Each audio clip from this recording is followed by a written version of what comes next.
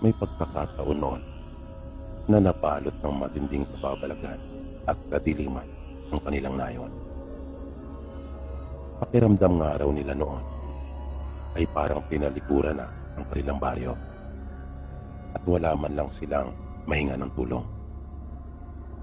Malimit maganap ang mga hindi maipaliwanag na kababalagan tuwing sumasapit ang gabi. Kung kaya, wala ni isa sa kanila ang nagdalakas loob na lumabas pa kapag nagsimula ng kumalat ang dilim. Ang totoo, sabi ng tatay ko, makita pa lang nila na papalubog na ang araw, ay hindi na nila itinutuloy pang umalis ng bahay. Ayon sa pagkaunawa nila, nag-umpisa umano ang mga nakakakilabot na pangyayari doon sa kanilang lugar nang may dumating na isang mayamang lalaki. Isa itong mataas at mistiso na lalaki na mahalata mo kagad na iba ang kanyang lahi. Noong una ay normal lang naman ang lahat. Umupa pangaraw ito ng mga tao doon sa kanilang nayon para gumawa ng bahay niya. Bagaman hindi pa lakibo ang nasabing lalaki, maliban doon ay wala naman na silang nakitang kakaiba dito. Mayroon itong dalawang alalay na siya niyang tagapagsilbi. Maayos itong magpasweldo at wala silang naging anumang problema pagdating sa perang pambayad sa kanila. Kuminsan pa nga ay labis pa ang kanilang tinatanggap kaysa sa kanilang dapat na sahurin. Malaki ang ipinagawa nitong bahay at yari sa bato. Siya ang may pinakamalaking bahay doon na matatagpuan sa itaas na bahagi ng bundok at nakaiwalay sa kanila. Nang matapos na ang bahay nito, ay hindi na nila muling nasilayan pa yung lalaki at nagsimula na rin yung mga hindi maipaliwanag na pangyayari. Ilan sa kanilang mga kanayon ang nakakapansin, partikular na ang mga kababaihan, na tila ba mayroong nakamasid sa kanila kapag sila ay natutulog. Nagsisimula ang lahat sa pagkahol ng kanilang mga alagang aso at masusundan ng nakabibinging katahimikan. Pagkatapos ay doon na sila magsisimulang kilabutan pagkat parang may mga matang nakatingin sa kanila. Hanggang sa isang dalaga sa kanilang nayon ang bigla ang namatay. Wala itong anumang sakit, kung kaya marami ang nagtaka, lalong-lalo na ang kanyang mga magulang. Ang kapansin-pansin nang suriin nila ang katawan nito ay may nakita silang 2 butas sa leg nito, na iyon ang itinuturo nilang dahilan ng pagpanaw ng dalaga. Ang paniwala nila noon ay gawa yun ng ahas na maaaring tinuklaw ang dalaga habang ito ay natutulog. Pero nagsimula na silang magkaroon ng mga masamang hinala dahil na rin sa mga sumunod na nangyari. Nung mga panahong iyon, kwento ng tatay ko, ay hindi pa uso sa kanila ang pag-iimbalsamo. Sila-sila lang rin ang nagtutulong-tulong sa paggawa ng pabaon. At isang gabi lang nila pinaglalamayan ang taong namatay. Isang araw, habang inaasikaso ni tatay yung kanilang mga alagang hayop, ay napansin niyang kulang ng isa yung kanilang mga alagang kambing. Kung kaya, hinanap niya ito. Sa paghahanap niya, ay nakarating siya doon sa lugar na itinalaga nilang libingan.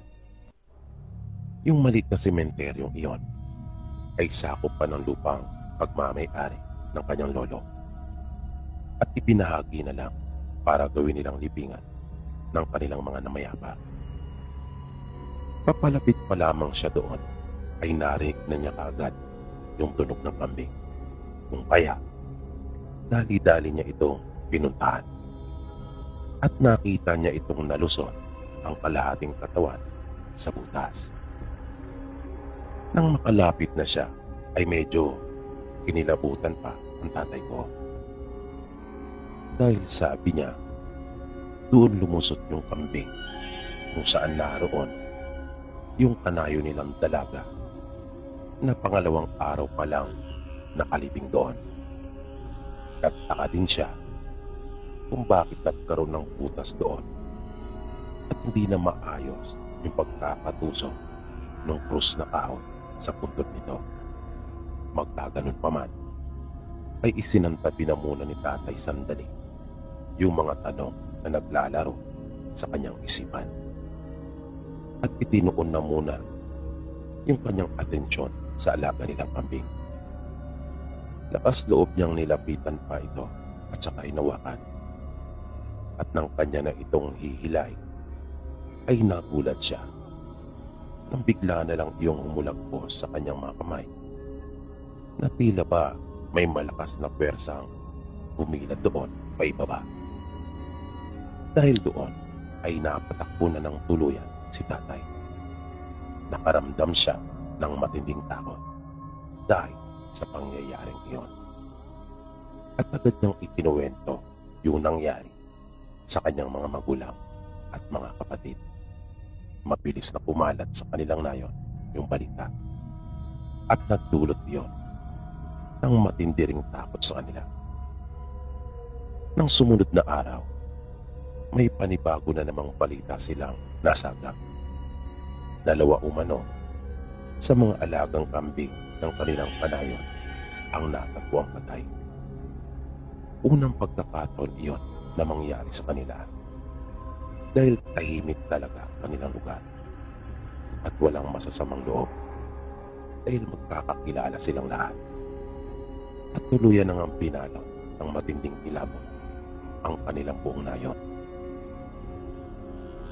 Nang isang gabi ay makita mismo ng mag-asawa ang kanilang namatay na anak na dalaga na nilalantakan naman yung kanilang mga alaga. Nakaramdam pa nga ng tuwa ang mga magulang nito nang makita siya at gusto pa sana nila itong yakapin. Ngunit nang mapansin sila nito ay sila ang kaagad na binalingan at mabilis itong kumilos para sila naman ang atakihin. Kwento pa ng mag-asawa, parang hindi sila nakikilala ng kanilang anak at wala ito sa kanyang katinuan. Itim na itim ang mga mata nito na napabalot lahat iyon at wala kang makikitang puti. Mayroon din umano itong matutulis ng ngipin at pangit. At kapansin-pansin na nalulukuban ito ng isang maitim na kapangyarihan o masamang espiritu. Kung kaya, ganon ang kanyang ikinikitos at tila ba walang nakikilala. Buti na lang at nagawa nilang makatakas na nakapasok agad sila sa loob ng kanilang pamamahay. Napagkasunduan nila na hanapin ito dahil sa pinsalang idinudulot sa kanilang mga alagang hayop at isinasagawa nila iyon sa araw. Labag man sana iyon sa kagustuhan ng mag-asawa pero wala na rin silang nagawa pa dahil kahit sila mismo ay mapapatunayan nilang hindi na iyon ang kanilang anak. Sa kanilang paghahanap ay una na nilang pinuntahan ang pinaglibingan nito at doon ay nagulat sila nang makita nilang parang hinukay ang libingan nito at wasak na ang ataon. Ipinagpatuloy nila ang kanilang paghahanap hanggang sa nasumpungan nila ito nagtatago sa isang maliit na yungib at mahimbing na natutulog. Ang problema, sabi ni tatay, nagdalawang isip umano ang kanilang mga panayo sa kung sino ang papatay sa dalaga. Ni isa kasi sa kanila ay walang may gusto na saktan siya. Hanggang sa magising ito at nang magdilat ng kanyang mga mata, ay namalas mismo nila yung sinasabi ng mga magulang nito. At hindi ito nangiming suguring agad sila. Kung kaya, napaatras sila at napatakbo. Ngunit sinundan pa rin sila nito. At nang lumabas doon sa yungib at matamaan ng liwanag, ay nakita nilang umusok at tila ba nasunog ang balat nito. Kung kaya, nagmamadali itong bumalik sa loob. Kitang-kita nila ang matinding galit ng dalaga. At nang kanila itong muling harapin, ay inatake silang muli. Dito na sila umaksyon. Tinaga nila ito at tinusok ng kanilang mga dalang matutulis na sipat. Pero hindi nila ito mapatay-patay at patuloy pa rin lumalaban. Hanggang sa isang sipat ang tumama sa dibdib nito na tinamaan ang kanyang puso. Doon pa lang nila nakitang humupa ito at napansin nilang kinapos na ito ng kanyang paghinga at lumaylay na ang ulo. At hindi pa doon nagtapos ang lahat ng mga kababalagan. Dahil nang tuluyan ng bumagsak sa lupa yung dalaga, ay napansin nilang unti-unting nasunog ang katawan nito na animoy natigit sa matinding init. At pumailan lang yung ibang mga naabong bahagi ng katawan nito sa hangin. Mula noon, ay wala na talagang naglalakas loob na lumabas pa ng kanilang tahanan kapag gabi. Sa araw ay patuloy ang kanilang normal na pamumuhay. Pero sa gabi, balot ng matinding takot at makababalagan ang kanilang buong nayon. At ang pagkamatay na yun ng dalaga ay nadagdagan pa. Dalawa pa sa kanilang mga kanayon ang biglaang namatay. At kapwa may kagat sa leeg ang mga ito na sinipsip ang kanilang dugo. At kahit mabigat sa loob ng kanilang mga kaanak, sa takot at pag-aalala na baka matulad sa dalaga yung sapitin ng kanilang mga mahal sa buhay, ay kanila nang tinarakan ng mga ito ng tulos sa kaliwang dibdib. Kahoy ito na ang isang dulo ay pinatulis. At kanila pang dinadaganan ng mabigat tulad ng malalaking bato ang kanilang mga taon. Tuwing gabi ay hindi napapanatag ang kanilang nayon. Nararamdaman nilang mayroon talagang gumagala. Hanggang sa may dumating sa kanilang baryo na isang matanda. Una pa lang nilang nakausap ito, ay naramdaman na nilang tila may kakaiba sa kanya. Nagtanong ito sa kanila kung mayroon ba silang nararamdamang kakaiba tuwing gabi. Kung kaya, kanila nang ikinuwento sa matanda yung mga nangyari sa kanilang nayon. At sinabi nito na sa tamang lugar na nga siya.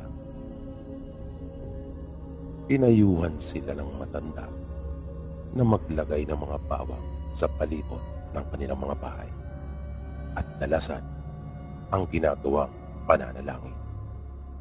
Dahil lumaharap umano ang kanilang nayon sa isang malaking peligro na noon pa lang daw nila mararanasan. Pinalabas din niya sila ng mga bagay na yari sa bilang. Sinabi niya, huwag na nilang panghinayangan niya. Nagduda naman ang iba sa kanila sa matanda. At sinabing, nais lamang silang lokohin at pagnakawan ito. Pero nagulat sila. Pagkat nang makarating sa matanda ang ganong uri ng mga pananalita, ay kanyang sinabi na bibilihin niya at papalitan ng ginto ang kanilang mga pilak. At sa gitna nga ng kanilang pagpupulong ay nanlaki ang kanilang mga mata. Nang ihagis ng matanda ang isang supot na yari sa tela at tumambad sa kanila ang maraming gintong barya. Itinuro sa kanila ng matanda na yung pilak ay mabisang pangontra sa mga nilalang na kasalukuyang nagkakalat ng lagi sa kanilang baryo.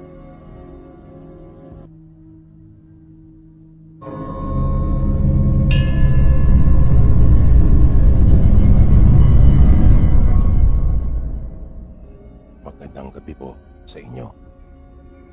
May ilang buwan na rin po akong nakikinig sa inyong mga kwento. At nais kong ako naman ang magbahagi ng isang pangyayari na nalalaman ko mula sa nasira kong lolo.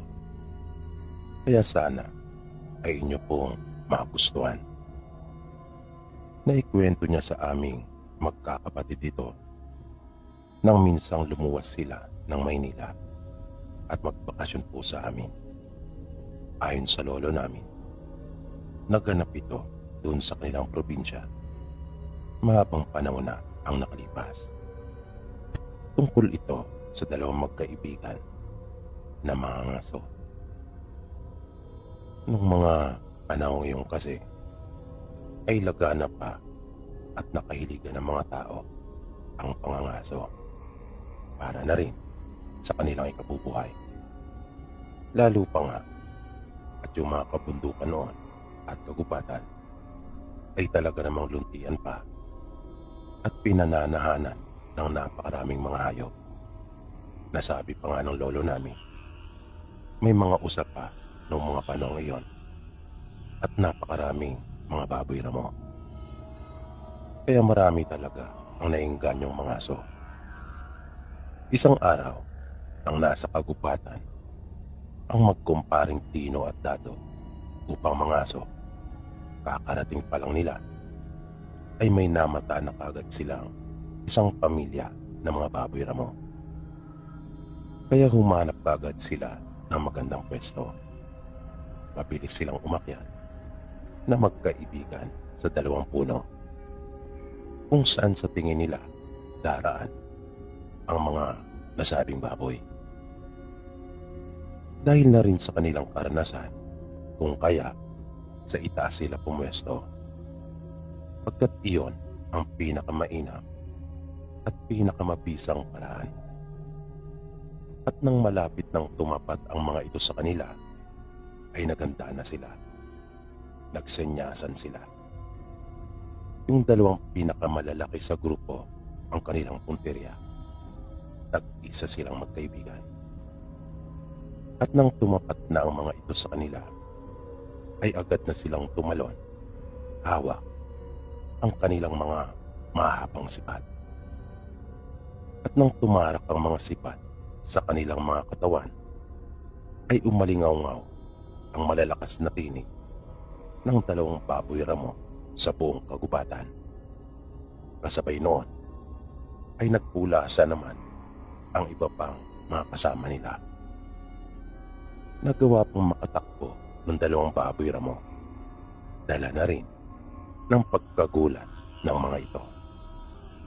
Pero alam nila Tino at Dado na di na rin magtatagal ay babagsak na rin ang mga ito at hindi na makakalayo pa ng gusto. Pero napangiwi si Tino at hindi nagawang makasunod kay Dado upang sundan at puntahan yung kanilang mga nahuli. Pagkat hindi maganda ang naging pagbagsak niya, natapilok siya nang matapakan ang malaking ugat ng punong kahoy na kanyang inakyat. Kaya naupo na lamang muna siya at sinabihan ng kanyang kumpare na siya na lang ang kumuha ng kanilang mga nahuli. Makalipas ang ilang sandali ay nagbalik na si Dado. Dala ang kanyang nahuling baboy ramo. Nung mga sandaling iyon ay nakakaramdam pa rin si Tino ng sakit bunga sa kanyang pagkakatapilok. Pero hindi na kasing sakit nung una. Ngunit ramdam na ramdam pa rin niya yung sakit na dulot noon. Nang tingnan ni Dado ang paa ng kanyang kaibigan, ay nakita niyang namamaga na iyon. At sa tansya niya ay malupa ang naging pinsala nito. Nabalian siya ng buto.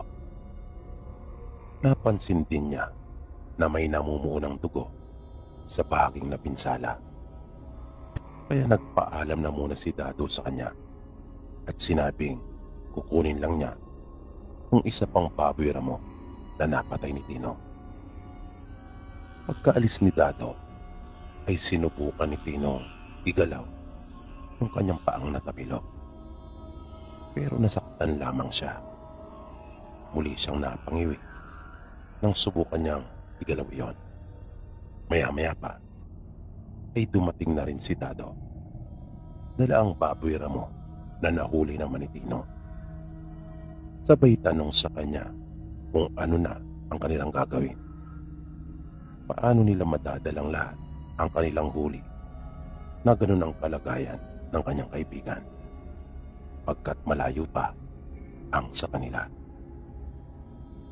Sinabi ni Tino na makabubuti siguro kung manatili na lang muna sila doon at kanila na lang karnihin ang isa sa mga nahuli nila. Sumang-ayon naman si Dado at sinabing kinabukasan, madaling araw pa lang ay lalakad na siya pabalik sa kanila upang magsama ng maaaring makatulong sa kanila sa pagbubuhat ng nahuling baboy ramo ni Tino. At ganun nga ang kanilang ginawa. Kumuha na muna si Dado ng karning mailuluto sa isa sa mga baboy ramo upang may makain sila. At di nga nagtagal ay pumailan lang na sa kagubatan yung usok ng siga ni Dado at nagsimula na siyang mag-ihaw. Ilang sandali pa ay unti-unti nang kumalat ang dilim. Kung nakakatakot yung gubat na iyon sa araw, ay napansin nilang mas nakakakilabot pala iyon sa gabi, lalong-lalo na para sa mga taong hindi pa naranasan ang pangangaso.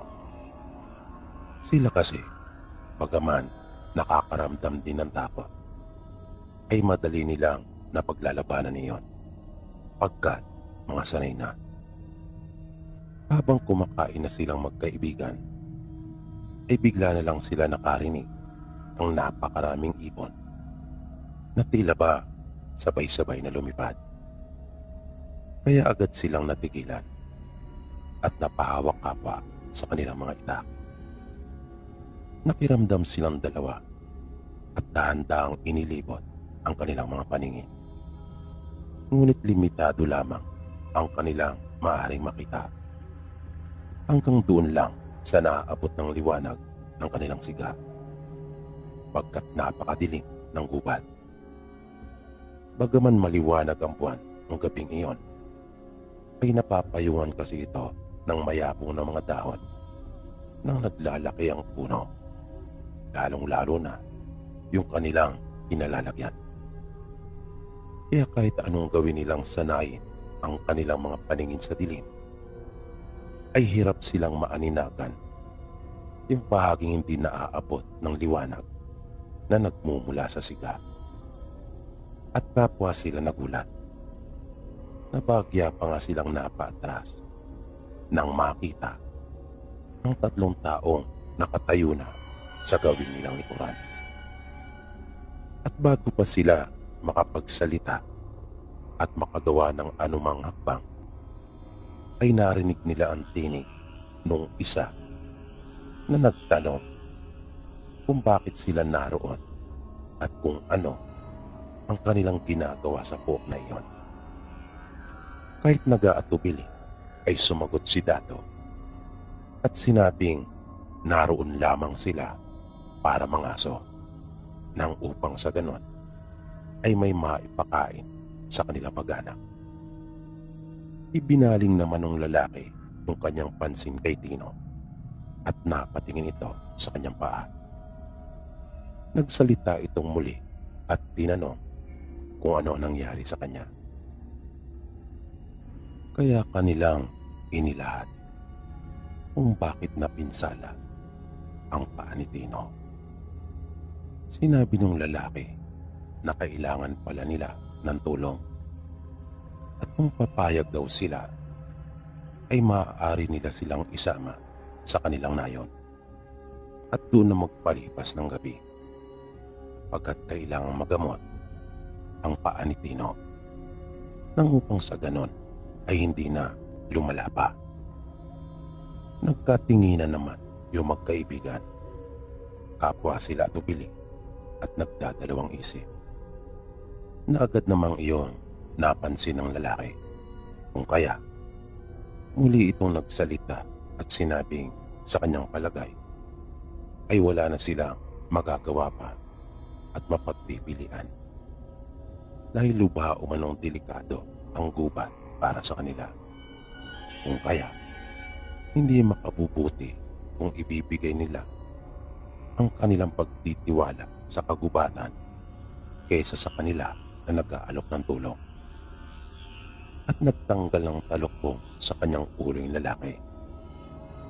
Doon nila napansin na isa na pala itong matanda pagkat hindi halata sa poses at pananalita nito.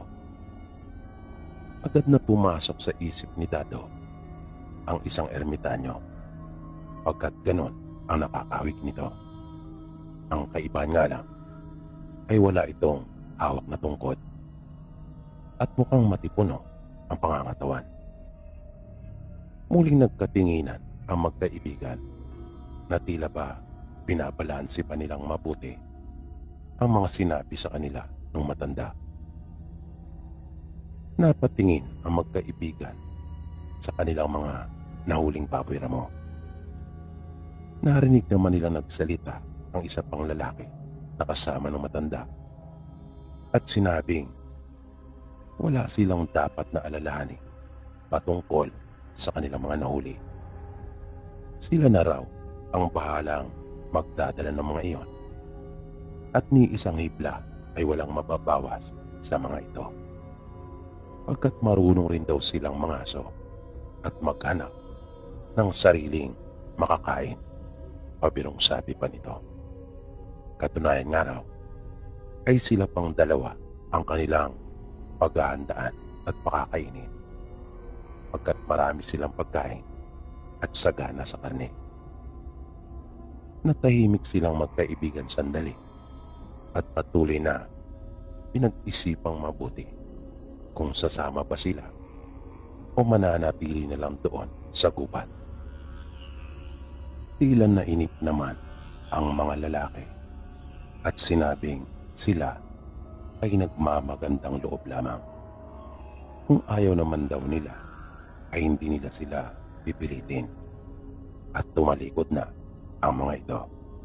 Kung kaya, biglang nagsalita si Tino at sinabing sandali lang.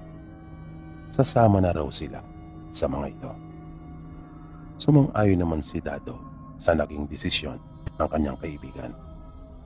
Pagkat lubha na rin siyang nag-aalala sa lagay ng paa nito. Naisip niyang magandang pagkakataon na rin iyon nang upang sa ganon ay magamot ang paa ng kanyang kaibigan na si Tino. Matapos maalalayang makatayo si Tino, ay lumakad na sila. At tulad ng sinabi ng mga lalaki, sila nga ang nagbuhat ng kanilang mga nahuling baboy ramo.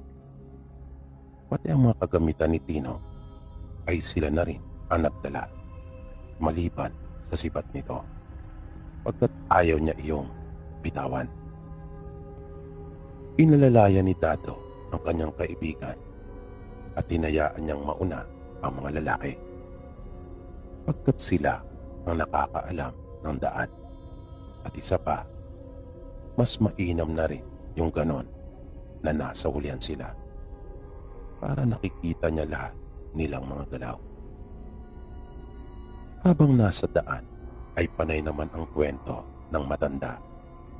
Ginagawa niya marahil iyon para hindi sila mapagod sa ginagawa nilang paglalakad at upang hindi nila gaanong maramdaman ang pagod. Kahit yung isa, paminsan-minsan, ay pumapalit upang magkwento. Pero yung isa sa mga ito ay tahimik lamang at ni minsan ay hindi nila narinig na nagsalita mula nang makita nila ito. At kapag sila'y nagpapahinga, napapansin ni Dado yung mga matatalim na pagtitig nito na dahil doon ay lalo siyang hindi na komportable. Parang punong-puno ng galit ang mga titig na iyon.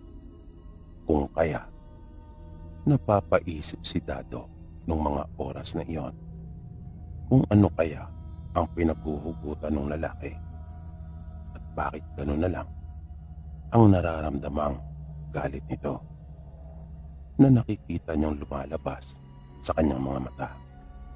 Nag-aapoy ang mga iyon sa galit. Kung kanilang tatantyain ay halos 3 oras din silang naglakad bago nila narating yung sinasabi nilang na yon. Napansin kagad nila Dado na maraming mga tao ang nasa labas ng kanilang mga tahanan. Ibang-iba kumpara sa lugar nila na maaga pa ay halos natutulog ng lahat ng mga tao. Biglang may naramdaman siya sa kanyang balikat.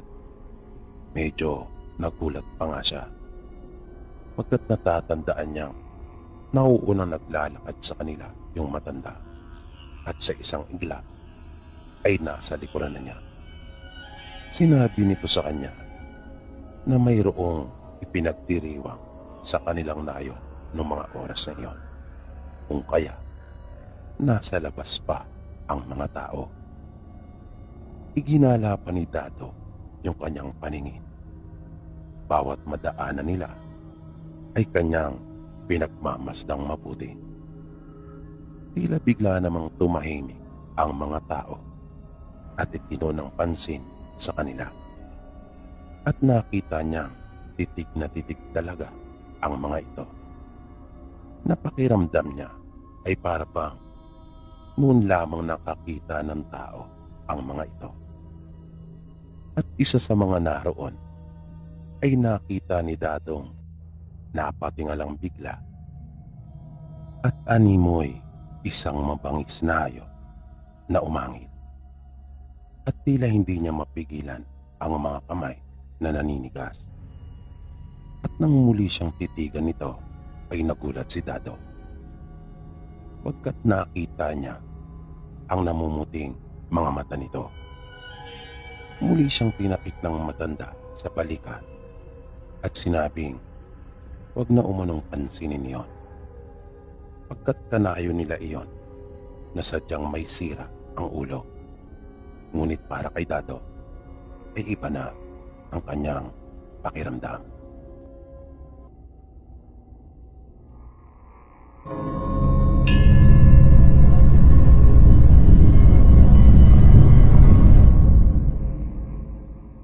Magandang gabi po sa iyo, Sir PB. Tawagin mo na lang po ako sa pangalang Teo. Isa rin sa marami niyong tagapakinig. Sumulat po ako sa inyo para ibahagi yung kwentong nalalaman ko. Balik karanasan po ito mismo ng tahi namin. Naitago na lang natin sa pangalang Marites. Ayon po sa kanya, 17 anyos siya na mangyari ito. Pagkukwento pa ng tiyahin namin, bigla na lamang naging matunog ang bali-balita sa kanilang lugar na mayroong aswang na gumagala tuwing sumasapit ang gabi. Bagay na hindi pangkaraniwan para sa kanilang mga naninirahan doon. Kilala ang kanilang baryo na isang tahimik at payapang lugar. Hanggang sa nag-umpisa na ngang lumagana ang masamang balita. Nangyari ito nang isa sa kanilang kanayon ang sinasabing hinabol ang aswang nang minsang pauwi sa kanila mula sa isang kasiyahan.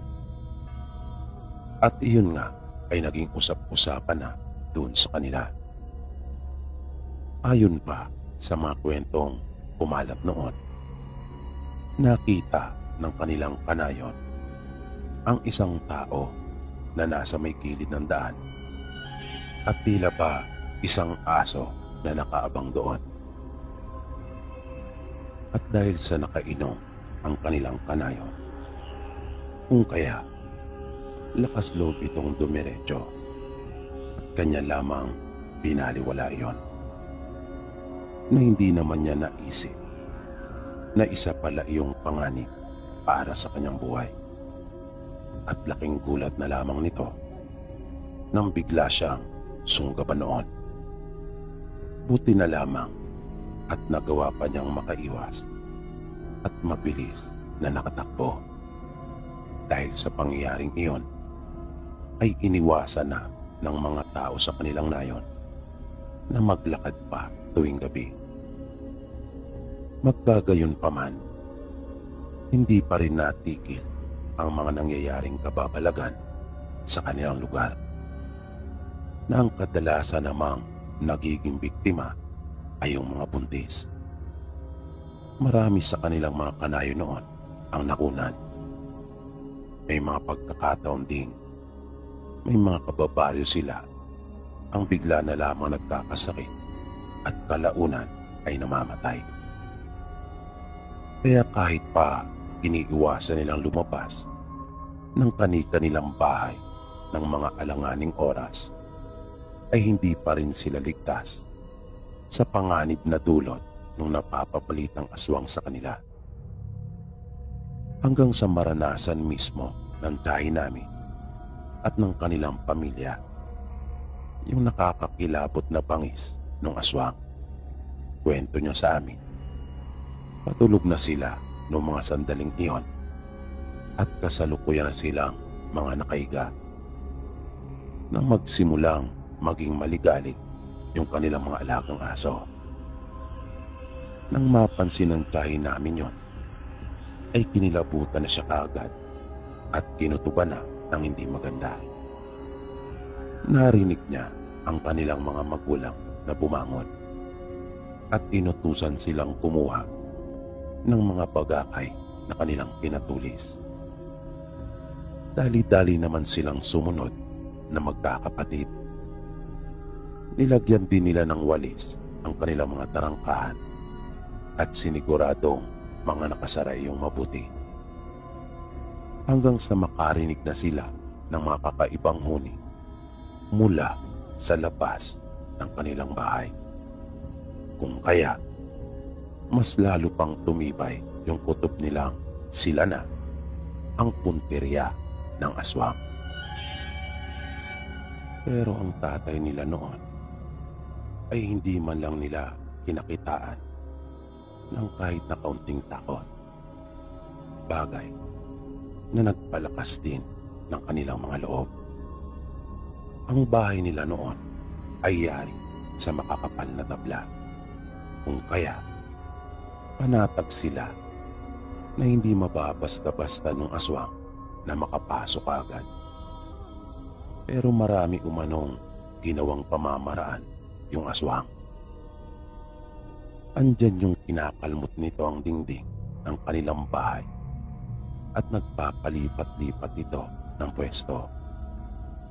May pagkakataon ding ginagaya nito at lumilikha ng mga tunog ng iba't ibang hayop. At kahit mga boses ng tao ay kaya rin itong gayahin. Pagkat kahit ang kumpare ng tatay nila ay ginaya din ito. Namuntik pa nga silang maniwala. Buti na nga lang at nagkaroon agad sila ng pagdududa. Kaya hindi tuluyang lumabas ang kanilang ama.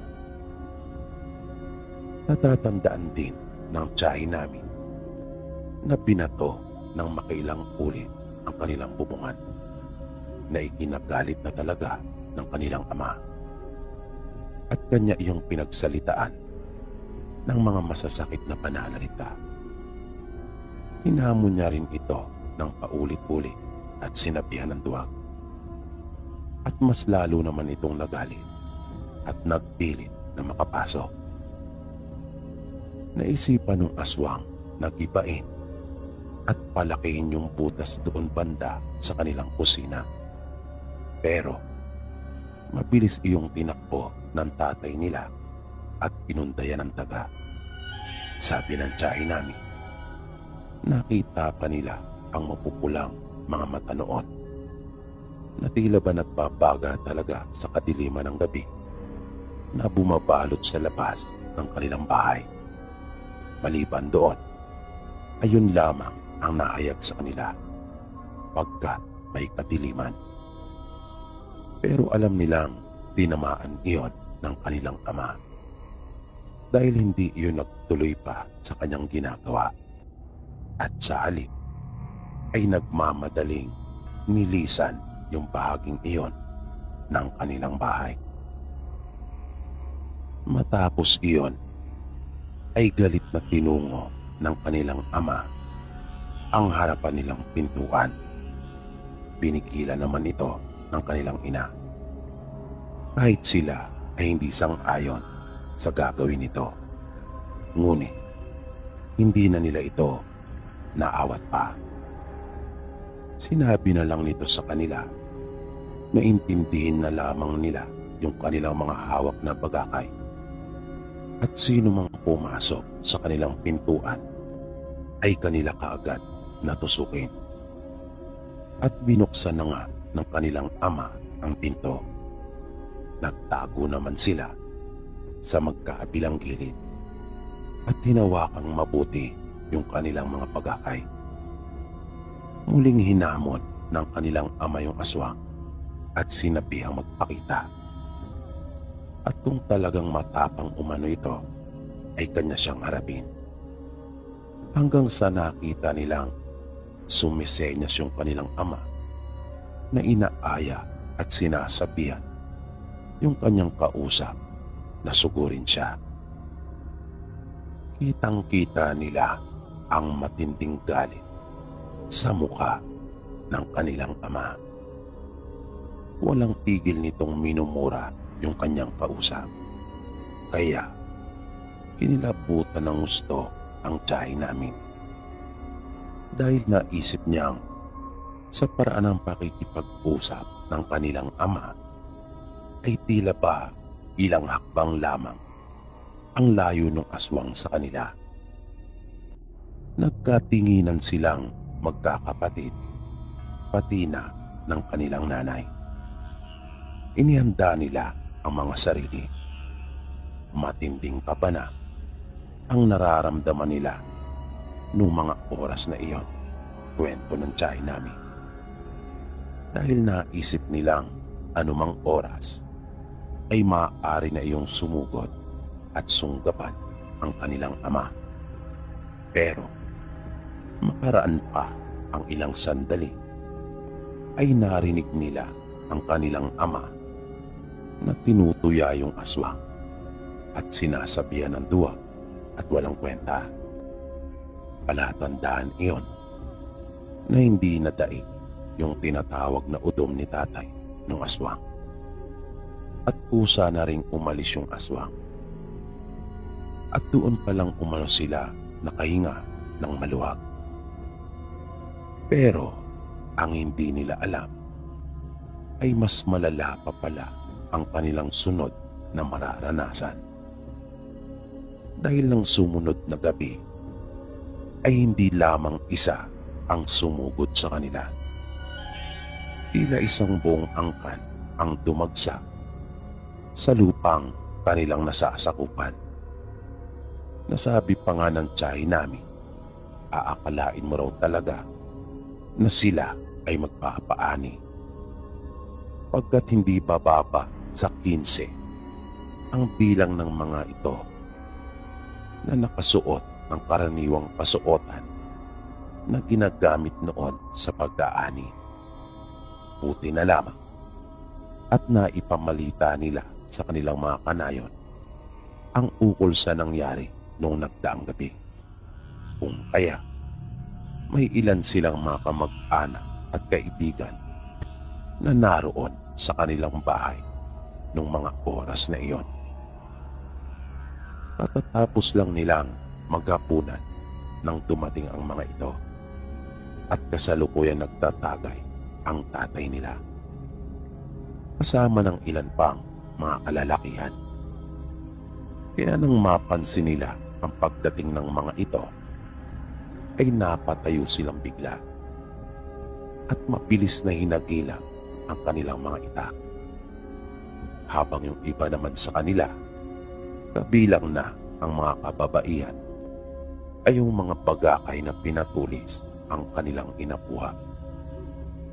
At hindi tulad nung nagdaang gabi na isinira nilang mabuti ang kanilang mga tarangkahan, sila ay lumabas, hawak na ang kanilang mga bagong hasa na itak at mahabang kawayan. Tila nagulantang naman ang mga bagong dating at lupang hindi nila inaasahan ang kanilang madaratnan. Hindi nila akalaing paghahandaan din pala sila ng magkakanayon. Pero saad ng tiyahin namin, nung mga sandaling iyon, ay kinakabahan talaga sila ng kanyang mga kapatid at ina. Gayon din ng iba pang mga kababaihang naroon noong mga sandaling iyon. Pero pilit nilang pinaglabanan at nakaramdam sila ng lakas ng loob at seguridad dahil na rin sa tapang na ipinakita ng mga kalalakihang nangunguna. Sabi pa nga ng tiyahin namin, iba daw talaga kapag nagkakaisa, na kahit pa matinding takot ay kayang-kayang mapagtagumpayan. Noong mga pagkakataon na iyon, ay wala umanong nangyaring pag-uusap. Tanging pagpapakiramdaman lamang umano, na tila ba naghihintay kung sino ang unang gagawa ng hakbang. Pag-aamin pa ng tiyahin namin, nakakatakot daw talaga yung mga ayos at itsura nila. Pero paglilinaw niya, mga nasaan yung tao naman silang lahat. Yun nga lang, kakaiba talaga yung pagkamabalasik ng kanilang mga mukha at kapansin-pansin din yung bahagyang pagbabago ng mga iyon. At may hawak-hawak din ang iba sa kanila na mga itak. Makalipas ang ilan pang minutong pagpapakiramdaman, ay nakita na lang nilang unti-unti nang umatras at nag-alisan ang mga ito. Bagay na ikinatuwa naman umano ng tiyahin namin at ng iba pang naroon, pagkat hindi natuloy yung napakalaking gulo sa pagitan nila, dahil kung nagkataon ay siguradong marami ang mamamatay. Ilang gabi pa silang sinamahan ng kanilang mga kamag-anak at kanayon dahil naisip nilang baka muli pang bumalik ang mga ito. Pero sa kabutihang palad ay hindi na nila nakita pa kahit ang anino ng mga ito. At tuluyan na ring natigil yung mga kababalagang minsan ang bumalot sa kanilang nayon. Paniwala ng marami sa kanila, ang mga iyon ay walang permanenteng tirahan at mga nagpapalipat-lipat lamang. At sa kanilang palagay, nung mga panahong iyon ay lumipat na uli ang mga ito sa ibang lugar. Dahil sa natigil na yung mga biglaang pagkakasakit at pagkamatay sa kanilang baryo. Ganon din yung malimit na pagkakunat ng mga buntis sa kanilang nayon. At yan po, Sir PB, yung naging karanasan ng tiyahin namin, na hindi nila lubos akalain na isang angkan pala ng mga aswang ang minsang dadayo sa kanilang nayon.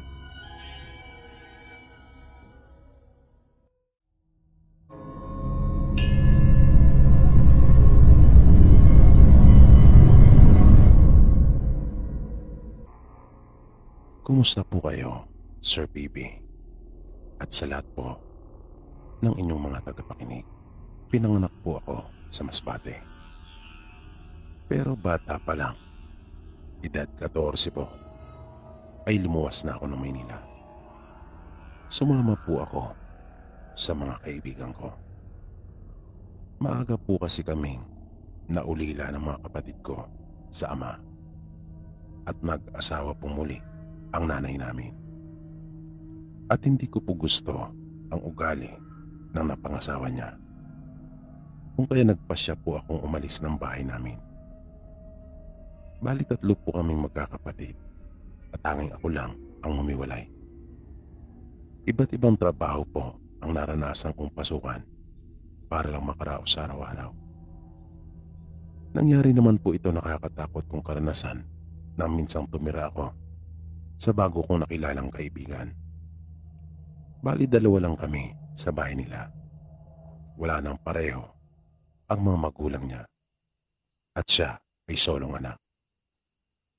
Kaya siya nang nagmana ng bahay. Nung una ay ayos lang naman ang lahat. Normal lang at wala naman akong napapansin talagang kakaiba. Maliban sa kalumaan ng bahay nila. Pero ayos lang naman sa akin yon. Malaking bagay nga para sa akin dahil hindi na ako mangungupahan pa. Pero sa bawat pagdaan ng araw ay doon ko nararamdamang mayroong kakaiba sa bahay nila. Una kong naranasan ito nang minsan magyaya yung kaibigan ko na si John. Magkaiba kami ng pinapasukan pero natawang kasi na pareho naming day off nung araw na yon. Kung kaya, inom daw kami. At dahil sa wala naman kaming gagawing iba kung kaya, pumayag ako. Pangtanggal inip na rin, naisip ko noon. Nang maubos namin yung 2 bote, nagpaalam muna ako sa kanya at sinabi kong iilang ako. Nang naroon na ako sa banyo at kasalukuyan ng umiihi, ay may kung anong lamig akong naramdaman. Dati nang malamig sa bahaging iyon, pero nung oras na yon ay kakaiba talaga. Biglang nagtayuan yung mga balahibo ko sa katawan. Kung kaya, nagmadali na ako at bumalik dun sa sala kung saan kami nagiinuman. Minsan naman, mga mag-aalas 10 na yun ng gabi, nang dumating ako sa bahay. Tinanong ko si Jun kung kumain na ba siya dahil naririnig ko siyang nasa may kusina. Palagi talaga itong nauunang umuwi kaysa sa akin dahil mas maagang pasok niya. At tinanong ko nga siya noon kung kumain na dahil may binili akong pagkain. Pero hindi ito sumagot. Kaya inulit ko yung aking tanong sa pag-aakalang baka hindi lang niya ako narinig nung una. Pero wala pa rin. Kaya nagpasya na akong puntahan siya. Pero laking gulat ko at pagtataka nang wala naman palang taong naroon. Sa takot ko ay nagmamadali akong bumalik ng sala at nagbukas ng TV. Hindi rin muna ako umakyat doon sa kwarto ko sa itaas dahil sa takot. Makaranang mahigit 1 oras ay tsaka palang dumating si John at nalaman kong namasyal pala sila ng girlfriend niya. Kung kaya ginabi na ng uwi. Pero hindi pa dyan natapos yung mga nakakatakot kong karanasan sa bahay na yon. Minsan, habang naliligo ako, dahil sa ako ay papasok, habang sinasabunan ko ang aking mukha, ay bigla akong naapatras Nang pagmulat ko ay nakita ko ang isang babae na may mahabang buhok na nasa aking harapan. Pero saglit lang iyon at bigla ring nawala. Parang isang kisak mata lang. Hindi ko nga nakita ang mukha nito at tanging mahabang buhok lang niya. Ang nakita ko nakalugay. Hindi ko alam kung nakatalikod ba ito o nakaharap, na natatabunan lang ang mukha. Pero ang ipinagtataka ko talaga ay papaano nakapasok yun doon, gayong nakalak ang pinto ng banyo. Kaya doon na ako naniwalang may kababalagan talaga nangyari sa bahay nilang iyon. Isa pa, bakit bigla yung nawala? Pero nahihiya akong banggitin kay Jun ang ukol doon, dahil baka pagtawanan niya ako at sabihang duwag. Pero napaisip din talaga ako noon kung nararamdaman din ba o pinapakitaan si Jun. At hanga ako sa kanya kung sakaling alam na niya ang tungkol sa bagay na yon. Dahil bago ako dumating sa bahay nila ay tanging siya lang mag-isa ang nakatira doon. Hanggang sa kahit sa pagtulog ko ay nananaginip na ako ng hindi maganda. Madalas na akong binabangungot. Hindi ko alam kung dahil ba sa palagi kong naiisip iyon o mayroong ipinapahiwatig sa akin. At ang mas lalo pang ikinatakot ko na binalak ko na talagang umalis sa bahay na yon ay nang magising ako isang madaling araw sa di ko malamang dahilan at nakita ko yung babae na nasa may gilid ko na. Pero nakatayo lang ito at hindi gumagalaw. Bigla ako natulala at talagang hindi nakapagsalita. At nung pagkakataon na iyon ay medyo matagal yung kanyang ginawang pagpapakita sa akin. Kaya hindi na ako nakatiis pa. Kinabukasan ay sinabi ko na kay Jun ang tungkol sa bagay na yon. Sinabi ko rin sa kanya na maghahanap na lang ako ng ibang malilipatan. At nagtaka ako kay Jun dahil parang wala ito naging reaksyon man lang. Na ang tanging niya lang naging tugon sa akin ay sige. Kaya sinabi ko sa kanyang dahilan kung bakit ako aalis. Sinabi ko baka hindi ko na kasi makayanan. Dahil kahit sa panaginip ko ay nagpapakita ng babae at parang may gusto itong ipahiwatig. Nang marinig ni John ang sinabi ko ay nagulat ako nang bigla itong nagbago. At tila ba nag-alala pa sa akin at sinabing tiisin na lang yung mga nangyayari kaysa mangupahan pa ako. At pilit pa niyang ipinaliwanag sa akin na baka guni-guni ko lang daw ang lahat. Dahil wala naman daw siyang nararamdaman na kahit ano. Dahil mag-iisang taon na raw siya doon sa bahay na yon. Nabigla naman ako nagtaka. Dahil ang buong akala ko ay minana niya iyon sa kanyang mga magulang. Sa makatuwid, buong buhay niya dapat ay inilagi niya sa bahay nilang iyon. Kaya nagtanong ako sa kanya kung bakit nasabi niya na mag-iisang taon pa lang siya doon. Napansin kong para itong biglang nataranta at nalilito nagkagilap ng may sasagot sa akin. Sinabi niya na pinauwi daw siya ng kanyang mga magulang sa probinsya, kung kaya doon na siya lumaki. At bumalik lang nung namatay na ang kanyang mga magulang.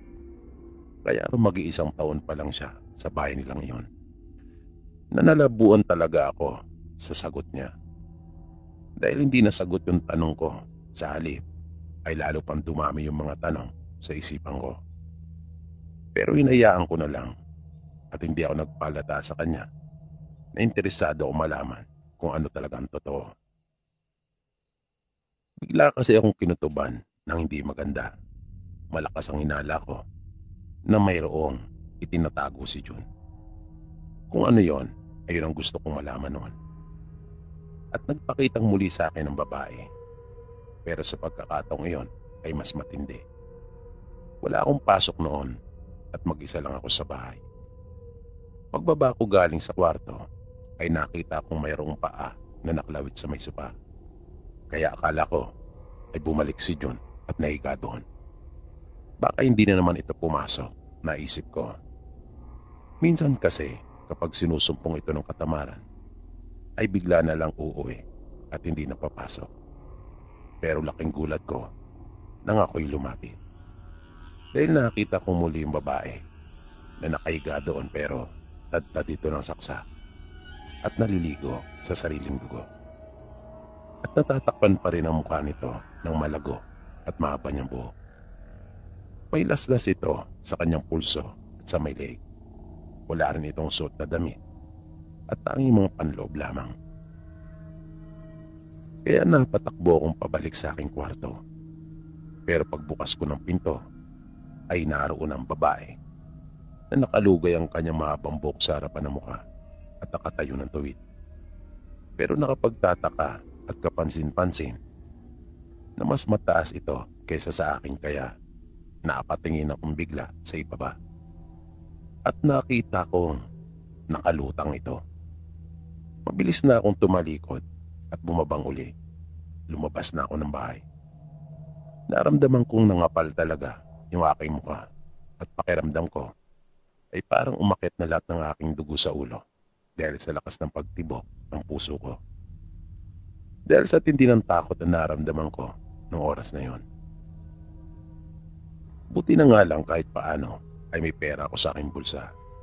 Kaya nagpasya na ako magpunta sa bahay ng isa pang kaibigan na sinamahan ko noon nung magpamaynila ako.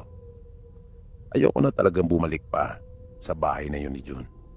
Pakiramdam ko ay mamamatay ako dahil sa sobrang takot. Nang nasa bahay na ako ng kaibigan ko, ay nakisuyo ako sa kanya na siya na lang ang kumuha ng mga gamit ko doon sa bahay nila June. Nakakuha ng kaibigan ko yung aking mga gamit pero mayroon ding ipinasabi sa akin si June. Gusto niyang bumalik ako doon sa bahay niya. Ngunit nagdesisyon na ako. Di bali nang mangupahan na lang ako kaysa naman mamatay ako sa takot. At hindi na rin ako interesadong malaman pa ang tungkol sa nagmumulto na yun doon. Pero makaraan lang mahigit 1 linggo ay nakita ko sa telebisyon na hinuli si June. Ayon sa balita, pinatay nito ang kanyang kinakasama dahil sa matinding selos. At dahil sa kaibigan ko pa rin naman ito, dinalaw ko siya sa kulungan. At dito na niya inamin sa akin ang lahat. Nabisto ang lihim ni June nang dumating bigla sa bahay ang kapatid ng kinakasama niya na nasa ibang bansa pala. Wala raw siyang kaalam-alam na may kapatid pa pala ito na nasa ibang bansa. Dahil ang alam niya ay nag-iisa lang itong anak at ulila na sa mga magulang. Ipinabarangay daw kaagad si June at ipinahuli sa mga pulis. Dahil nagtaka ang kuya nito kung bakit siya ang nakatira doon. At wala na siya nagawa kundi ang umamin nang torturin siya ng mga kakilala at kaibigan ng kuya ng dati niyang kinakasama. Ayon pa kay June, nagdilim lang daw umano ang kanyang paningin noon kung kaya nagawa niya ang karumal-dumal na bagay na yon. At doon na ako naliwanagan na may nais pala talagang ipaiwatig yung babae sa akin. Humihingi pala ito ng hustisya. At yan po, Sir PB, ang akin pong naging karanasan. Isang karanasang ayaw ko na talagang maranasang muli.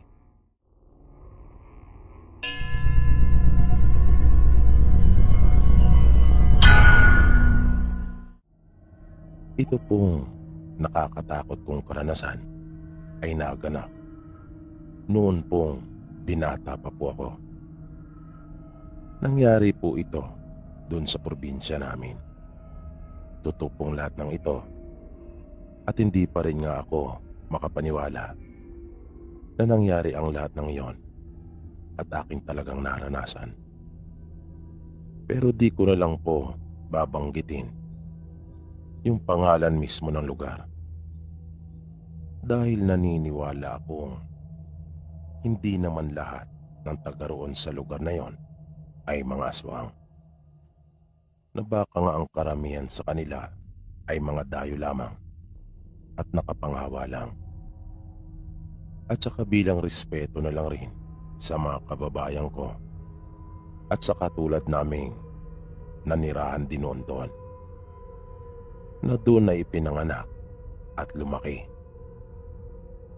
Nagumpisa ang lahat ng minsang magyaya na naman ang kaibigan naming sinoli na mamaril ng ibon sa kinagabihan.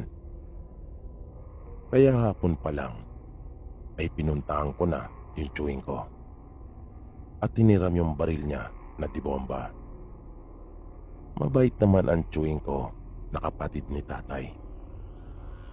At kahit maingat ito sa kanyang mga gamit, ay hindi naman niya iyon ipinagdadamot sa akin. Pero sa tuwing hinihiram ko yung kanyang baril, ay hindi siya nagkukulang ng mga pagpapalaala sa akin na wag pupunta sa isang lugar na yon. Ito ay iniiwasang baryo talaga doon sa may amin. Dahil nga sa marami ang nagsasabi na ang mga naninirahan doon ay aswang. Kaya paulit-ulit niya iyong sinasabi sa akin at tila ba hindi siya nagsasawa. Pero nung araw na yon, nang hiramin kong muli ang kanyang baril na dibomba, ay may isa pa siyang lugar na sinabi sa akin na dapat kong iwasan. At ang tawag sa lugar na yon ay Mahabang Parang. Na kaya ganon ang naging katawagan doon ay dahil sa pastuhan iyon ng isang kilalang tao doon sa may amin na marami siyang mga alagang baka dati at nababakuran iyon ng alambre na may tuso o yung tinatawag na barbed wire. Kaya dahil naman sa sinabi ng chewing ko ay nagtaka ako kung bakit niya ako pinaiiwas doon. Gayong ang alam ko ay wala naman ng bahay doon. Kahit pa sabihin na hindi ako madalas na nagpupunta roon. Kaya akin siyang tinanong, ngunit matipid ang naging sagot nito sa akin. Isang tumataginting na basta. Kaya hindi ko siya kinulit pa. Lalo na nang sabihan niya ako na sumunod na lang at wag nang marami pang tanong. Kaya tumango ako at sinabi ko pang masusunod po, kamahalan. Hindi po ako pupunta doon. Nanatawa naman sa akin ang chewing ko. Sa amin kasing mga pamangkin niya ay nararamdaman kong mabait at maganang loob sa akin ni Uncle. Kaya totoo talaga ang tinatawag na favoritism. Naniniwala ako tungkol dito. Sa bahay nga namin noon, ang paborito naman ng mga magulang namin ay yung pangalawa namin sa bunso na si Emma. At balik na po tayo sa aking kwento. Pasensya na po kayo kung naisingit ko ang tungkol doon. Nakahiram nga ako ng baril kay Uncle Dado noon. Kung kaya masaya akong bumalik ng bahay namin. At inihanda ang iba ko pang mga dadalhin. At mga kalahating oras bago pa yung takdang oras ng aming pag-alis, ay umalis na ako ng bahay namin at pumunta na sa aming tagpuan. Kumpleto kaming magbabarkada. Bali 5 kaming lahat na nagkasundong mamamaril nung gabing iyon. Pero nang dumating ako, ay dadalawa pa lamang sila na naabutan ko. Kaya naghintay pa kami ng ilang sandali sa pagdating ng dalawa pa naming kasama. Na makaraan lang ang ilang minuto ay dumating na rin sila. Bitbit ang kanilang mga baril na dibomba. At may mga sibat at itak ding dala. Minsan kasi ay hindi lamang ibon ang matsetsempuan mo sa gubat. Marami kasing mga hayop doon. May mga sawa at bayawak. Kung minsan naman ay may mga musang pa nga. At kapag sinuswerte kang talaga, ay baka makakita ka pa ng baboy ramo. Pero ayaw naming makakuha ng sawa sa umpisa dahil subok na namin ito. Totoo yung sinasabi ng mga matatanda na kapag sawa ang una mong nahuli, ay wala ka nang mahuhuling ibon o ano pa mang uri ng hayop. Kaya iniiwasan naming makakita nito o makahuli sa pasimula. Madilim na nang umalis kami. Pinailaw namin ang aming mga dalang flashlight at magkakasunod na naglakad. Nang matanaw na namin yung batis, ay nagpasya kaming magkakaibigan na tuntunin iyon at doon na muna dumaan. Dahil marami kaming nakuhang ibon doon nung minsang namaril din kami ng gabi. At di nga kami nagkamali. Dahil sa bungad pa lang ay marami na kaagad kaming nailawang mga ibon. At ang ikinatuwa pa namin ay tulog na tulog talaga ang mga ito. Na bumagsak na nga ang katabi ay naroon pa rin ang mga kasama at patuloy pa rin ang natutulog. Kaya di pa man kami nagiinit ay nakawalo na kagad kami noon. Nagpatuloy pa kami sa pamamaril hanggang sa mga lahati na sa bayong yung aming mga nabaril na ibon. Kung kaya nagdesisyon naman kaming iwan na ang batis at umakyat na sa gubat. Pero habang paakyat kami ay iniilawan pa rin namin yung mga punong aming nadaraanan at bihira talaga kaming masiro sa bawat puno na iniilawan namin noon. Kaya tuwang-tuwa kaming magkakaibigan. Iyon na yata ang masasabi kong pinakamaswerte naming pamamaril. At nang maakyat na namin yung gubat, ay halos hindi kami makapaniwala sa bumungad naman sa amin. Isa iyong baboy ramo at abala itong nanginginain. Naaninagan kagad namin ito nang sapitin namin ang itaas ng gubat. Pero may napansin akong kakaiba sa baboy na yon. Hanggang sa sumenyas na ang isa kong kaibigan at pinapapwesto na kami. Amin iyong papalibutan para hindi makawala. Ngunit bago pa kami makaposisyon ay bigla iyong natigilan at tila ba panandali ang nakiramdam. Tumigil ito sa ginagawa niyang pagkain. Kaya huminto din kami. Ngunit bigla na lang itong lumingon at napatingin talaga sa direksyon ko. Kitang-kita ko yung malabagan nitong mga mata. At bigla na lang itong kumaripas ng takbo. Kung kaya, nagtakbuhan na rin kami at aming hinabol iyon. Bawat isa sa amin ay nagbibigay ng direksyon kung nasaan ito sa tuwing matatamaan ng dala naming mga flashlight. Buti na nga lang rin at medyo lumiwanag na rin ang buwan. Kung kaya nakatulong din iyon sa amin. At dahil sa ginagawa naming pagtugis sa baboy ramo na iyon, ay hindi na namin napansin kung nasaan kami. Ang totoo, hindi namin alintana kung saan man kaming lupalop dalhin nito. Dahil ang buong atensyon namin noong mga panahong iyon ay nakatuon sa kung paano namin ito mahuhuli. At huli na nang mapansin ko kung saan na kami nakarating. Iyon yung tinutukoy ng chewing ko na isa pang lugar na dapat kong iwasan. Iyon yung mahabang parang.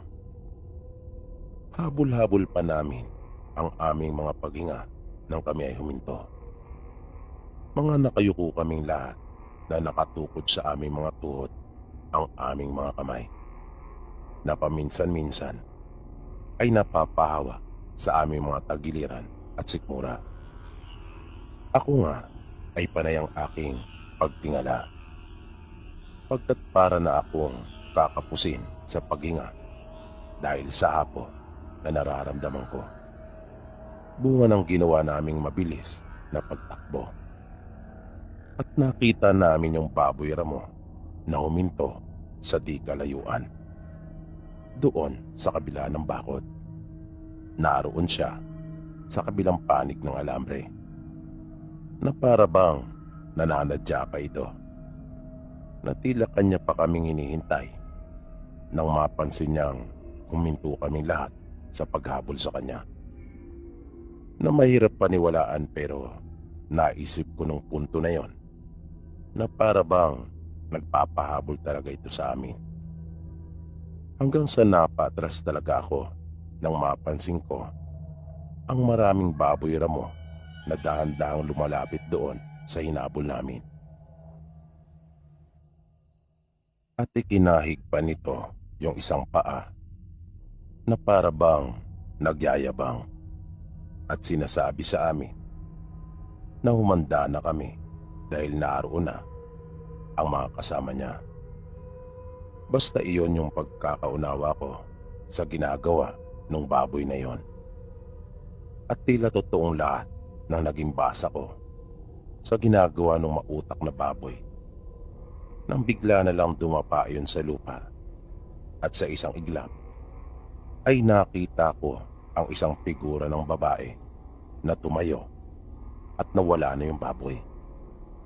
Pati yung mga baboy ramo na nakita kong dahan-dahang lumalapit ay tila ba nag-iiba na ang kanilang mga anyo habang patuloy na mas lumalapit pa sila sa amin. Bakit parang mga figura na iyon ng mga tao? Naitanong ko pa nga noon sa aking sarili. At kahit medyo malayo pa sila mula sa kinatatayuan namin, ay kitang-kita namin ang mapupula nilang mga mata pagkat nagbabaga ang mga iyon sa dilim. Sa takot ay pare-pareho kaming mga hindi na nakagalaw. Naisip kong kahit tumakbo kami o lumaban, ay siguradong iisa ang aming kahantungan. Dahil ng mga oras na yon ay alam ko na kung ano ang mga ito. At ramdam kong alam na rin iyon ng mga kaibigan ko. Sila yung madalas naming marinig noon at mapabalita ng mga aswang. Pero ang nakakapagtaka ay kung bakit naroon sila at wala doon sa kanilang baryo na iniiwasan ng mga tao. At kaya pala napansin ko nung una na may kakaiba talaga doon sa baboy ramo na hinabol namin. Nang una kasi namin itong makita ay napansin ko na kaagad na may kinakain ito at iyon ay karne at hindi halaman. Dahil ang alam ko sa mga baboy ramo, ang madalas na kainin ng mga ito ay mga bungang kahoy na nahulog sa lupa kung hindi man halaman. At kaya pala mapula ang mga mata nito. Pero dahil sa kasabikan na naramdaman namin noon na makahuli ng baboy ramo, ay hindi na namin naisalang-alang yung mga bagay na yon. Na kahit napansin na namin ay amin lang iyong binaliwala. Naramdaman kong nangatog talaga ako noong mga sandaling yon. Lalo na nang nakalapit na sila sa bakod na alambre. At isa-isa na silang lumampas doon.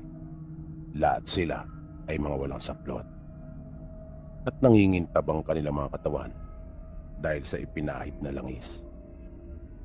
Kaya doon ko na napatunayan na totoo palang lahat ng mga naririnig ko tungkol sa kanila. Humakbang pa ang dalawang lalaki at naiwan sa kanilang likuran ang mga kasama. Nagulat ako nang makita ko kung sino ang nasa may gawing kanang kamay ng lalaki, si Teodado. Nagmistula kaming mga tuod at pipi sa harap nilang lahat. Napakiramdam ko talaga ay katapusan na naming magkakaibigan. Lalo na kapag nakikita kong umaangil ang marami sa kanila at naghahanda na kami ay sugurin para lantakan. Na yung iba pa nga sa kanila ay inilalabas-labas pa yung dila na para bang takam na takam at iniinsulto pa kami. Hanggang sa tumapat na sa akin yung sa tingin ko ay pinuno nila. Tinanong ako nito kung ano yung ginagawa namin doon. Nang magsasalita na ako ay walang lumabas na boses mula sa aking bibig.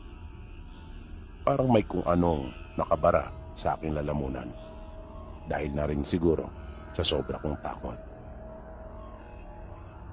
Kaya muli kong inulit, sinabi kong hindi namin sinasadya na magawi doon. Sinabi ko rin na hindi rin namin sinasadyang habulin yung kasama nilang babae. Di naman kasi namin alam. Kala kasi talaga namin ay babayaran mo siya, na nauutal-utal talaga ako sa pagpapaliwanag. Sinabi kong iniiwasan talaga naming magpunta roon dahil na rin sa paalaala ng joing ko na akin pang itinuro si Tio Dado. Agad naman itong sumagot pero parang nahihiya sa kanilang pinuno na malaman nito na ako ay kanya pa palang pamangkin. Na yung babae naman ay anak pa pala nito. Humingi si Tio ng tawad at ganon din kami. Isa lang naman ang naging hiling ng pinuno nila. Huwag lang naming ipamalita ang nangyari doon nung gabing iyon. Na wala kaming pagsasabihan kahit na sino na nakita namin sila. Buti na nga lang talaga at may prinsipyo ito at may sinusunod na batas. Wala naman daw nasaktan kung kaya kanya kaming pinagbigyan. Pero kung may nasaktan o di kaya mas malala, tulad ng mayroong namatay sa kanilang mga kasama, ay iba na raw ang usapan. At sigurado talagang magkakaubusan. Dahil sa nangyari ay nalaman kong aswang pala ang kapatid ng tatay ko. At iniwasan ko na lang din si Tio Dado. Pero di naman ito nagbago ng pakikisama sa akin.